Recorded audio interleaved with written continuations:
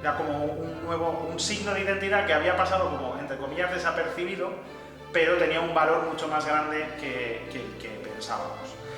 El que los educadores pasasen por allí, pudiesen convivir, contarse sus experiencias, lo que hacían en sus juniors, las canciones que cantaban, cómo se fue fraguando la identidad del movimiento.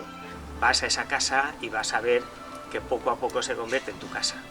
Eso es la gran importancia para mí que vivir en el Reatillo, sentir que era mi casa.